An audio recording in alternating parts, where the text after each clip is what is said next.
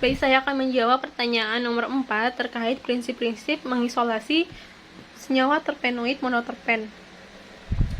Di sini kita harus mengetahui dulu jenis-jenis metode isolasi yang dapat kita lakukan untuk senyawa terpenoid monoterpen.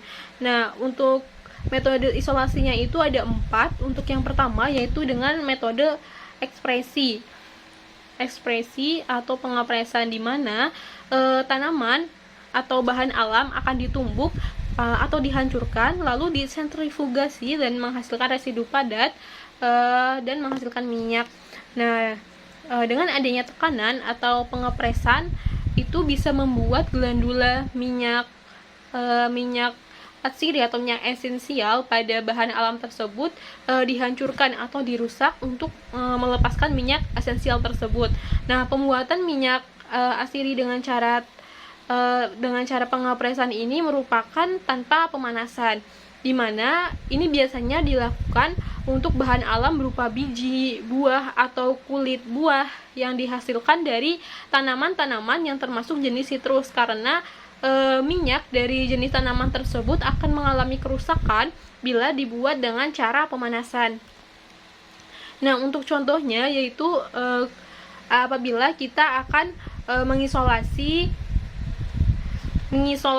minyak atsiri dari kulit jeruk lemon, di mana kita memasukkan kulit jeruk lemon ke dalam mesin FMC, di mana mesin ini merupakan mesin untuk pengepresan yang dapat mengepres bahan yang melewatinya.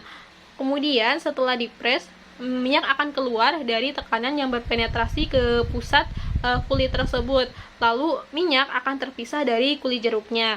Selanjutnya disemprotkan air pada mesin FMC untuk menyemprotkan permukaan kulit jeruk tadi. Nah, kemudian dari penyemprotan tersebut akan terbentuk emulsi antara minyak dan air, kemudian disentrifugasi untuk memisahkan bagian air dan minyak pada suhu rendah. Nah, kemudian dari pengepresan mesin FMC ini sekitar 75% minyak atsiri jeruk ini bisa diproduksi. Nah, untuk metode isolasi yang kedua yaitu dengan destilasi uap. Nah, pada destilasi uap ini, senyawa-senyawa minyak atsiri akan menguap pada suhu yang lebih rendah dari titik didihnya. Karena adanya tekanan uap parsial senyawa-senyawa dalam minyak atsiri yang besarnya itu di bawah tekanan uap air maupun tekanan uap atmosfer, sehingga senyawa-senyawa dengan titik didih tinggi dapat menguap pada suhu di bawah titik didihnya dan titik didih air kemudian berdifusi menuju uap air. Contohnya yaitu kayu manis yang akan diambil minyak atsirinya. Nah, kayu manis ini diletakkan di atas saringan dalam ketel destilasi yang berkapasitas 3 kg. Kemudian diisi air di bawah bagian rak saringan. Nah, destilasi uap ini dilakukan pada tekanan atmosfer dan selama 6 jam dengan make up water atau air ditambahkan setiap 1 jam. Nah, uap hasil destilasi ini kemudian dikondensasi untuk diperoleh destilat dan kemudian ditampung dalam corong pemisah. Nah, destilat tersebut kemudian didiamkan dulu selama 24 jam hingga terbentuk 2 lapisan antara minyak dan air, kemudian dipisahkan dengan filtrat vakum untuk memisahkan minyak atsirinya dan air.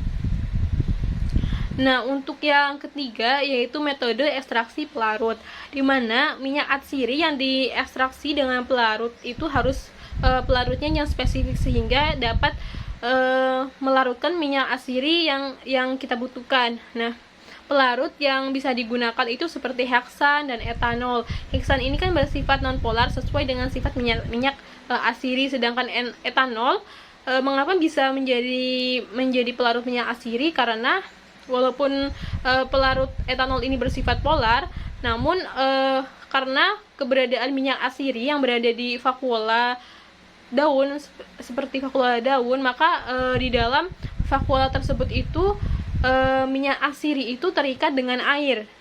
Nah, sehingga untuk menarik minyak atsiri dari air kita membutuhkan pelarut etanol, karena bagian etil dari etanol itu mampu menarik minyak atsiri tersebut.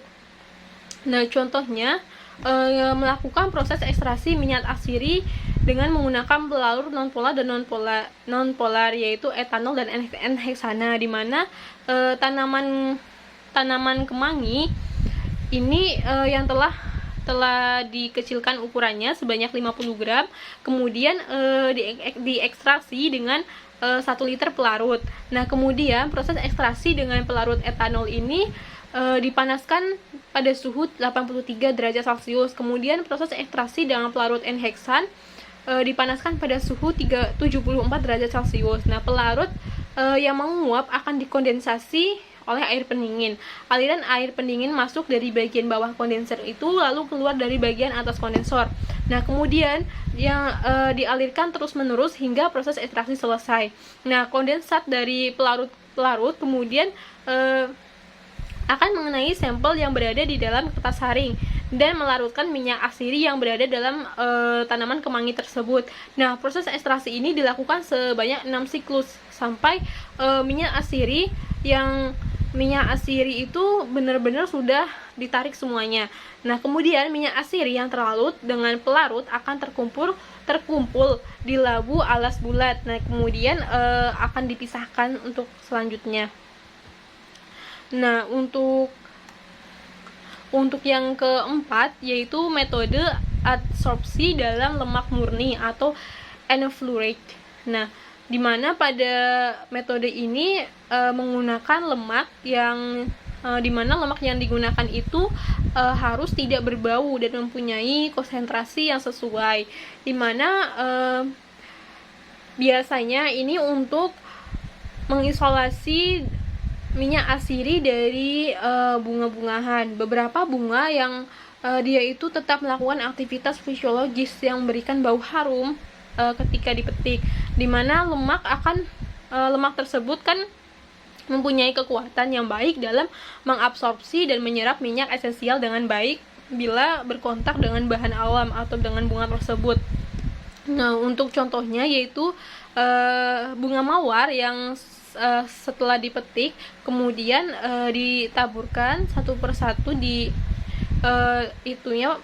kita taburkan satu persatu di atas lemak, kemudian lemak tersebut akan mengabsorpsi minyak atsiri dari bunga mawar tersebut. Nah, agar absorpsi dari lemaknya itu lebih besar dan lebih cepat, maka permukaan lemak itu bisa kita gores. Nah, untuk 1 kg lemak yang kita butuhkan, kita bisa menggunakan bunga mawar sebanyak 2-3 kg. Nah, untuk seluruh proses enfleurage ini memerlukan waktu 8-10 minggu, tergantung dari bahan alam yang akan kita ambil minyak atsirinya. Nah, kemudian lemak yang telah jenuh dengan minyak atsiri selanjutnya dikerok untuk kemudian dilelehkan, dan lemak tersebut kemudian diekstraksi dengan alkohol lalu didinginkan pada suhu rendah untuk memisahkan lemaknya dengan minyak esensial atau minyak atsiri yang diperoleh.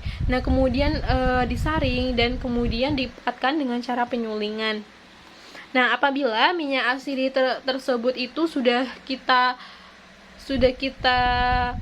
ambil, sudah kita tarik dari bahan alam menggunakan 4 metode tersebut, maka langkah selanjutnya itu kita bisa memisahkan antara minyak atsiri dengan senyawa terpenoid monoterpen.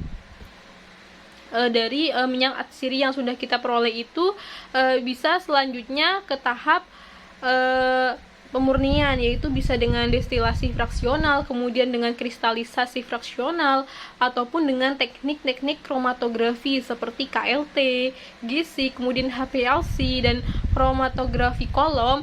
Dengan begitu kita dapat memisahkan antara senyawa terpenoid monoterpen dari minyak atsiri yang sudah kita peroleh.